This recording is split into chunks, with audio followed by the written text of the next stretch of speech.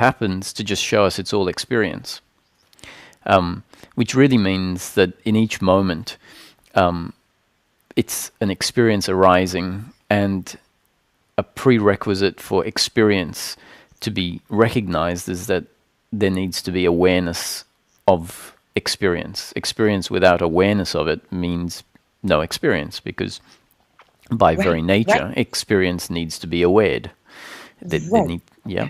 And so I'd like to just elaborate on this word experience, because I use it a lot, and it's pretty essential to see that in each moment what is happening in our daily life experience is experience. And because of the construct of the experience, how the experience has been designed to appear and be recognized, there is an illusion created that there is an objective three-dimensional world and a person that is objectively separate from the world and moves through that world. And that's the experience, and it's been designed to be experienced that way. So whatever we experience is the experience. And when we have these strange things happen, where the experience changes radically from what we consider normal, what it's there for is to show us, actually, this is all experience. And so then we start focusing on the unusual experience. Right. But what's more important is to recognize, the abnormal experience is really in nature the same as the normal experience. It's just experience. It's all experience. And so the body and the person is not the one experiencing the experience, but the body and the person is intrinsically part of the experience. And at some point in awakening teachings, awareness is continually directed to witness objects.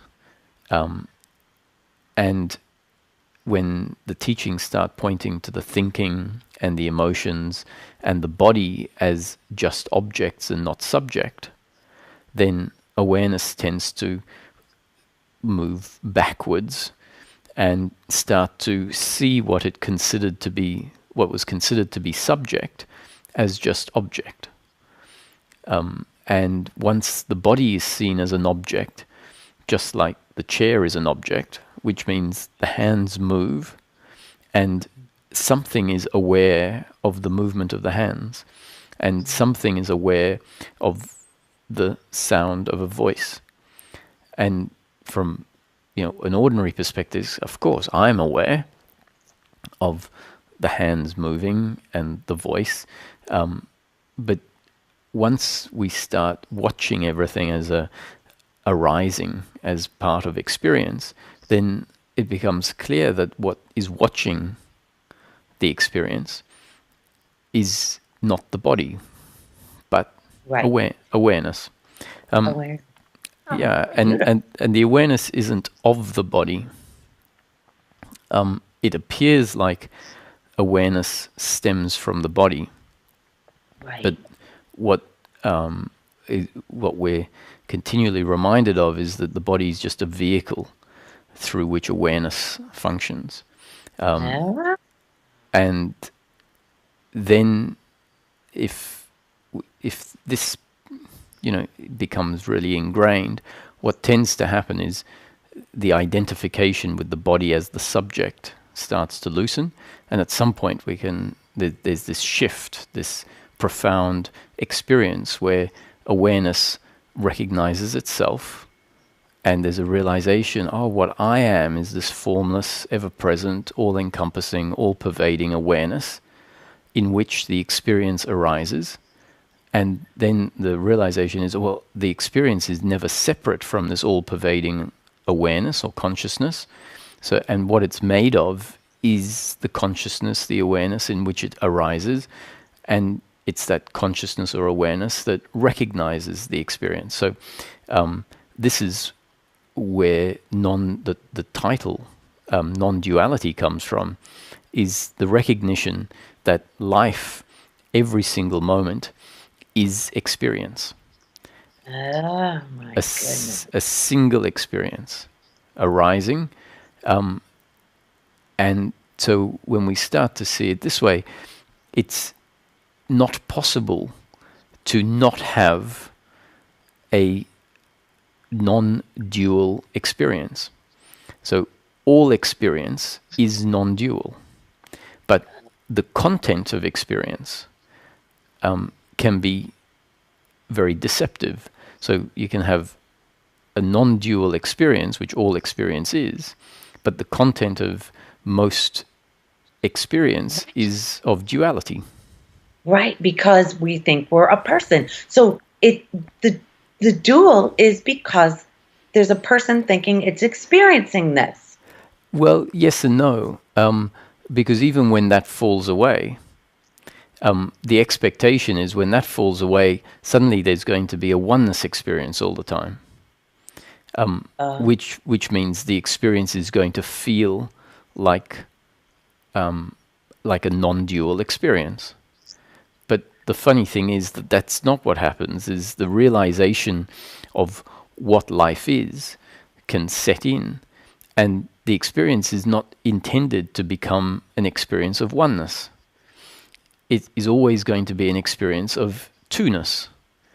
There's always going to be the feeling that there is a body here, and the body is different to the chair, and that I am not the chair, but the feeling in the experience is I am the body.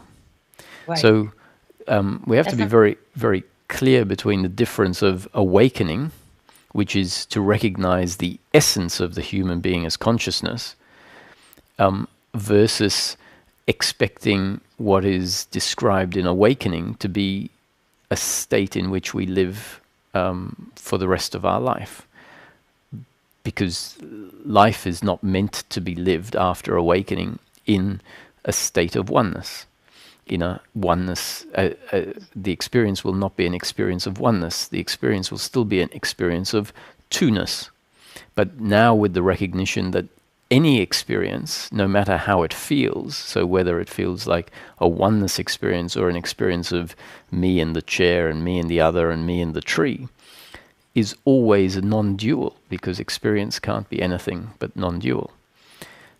So then we can drop the idea of waiting for experience to be oneness, and get on with living life as the human, but with a recognition of what the human really is. And so the recognition is that the human is a character in an experience that has been created to unfold exactly the way it unfolds. So the human being and the world is all experience. But once we recognize that, the experience carries on such that we live as the person, doing in each moment what we think or feel we should do, which is all part of the story unfolding. And we live completely as if I am Roger, with free will, with choice, doing very ordinary, mundane things, having an experience that is not much different to what it was before awakening, except attitudinally now, there isn't the same contraction, there isn't the same fear, there isn't the same resistance to life, because life intrinsically is now seen different. And what I am is seen differently, but the experience is still an experience of two-ness.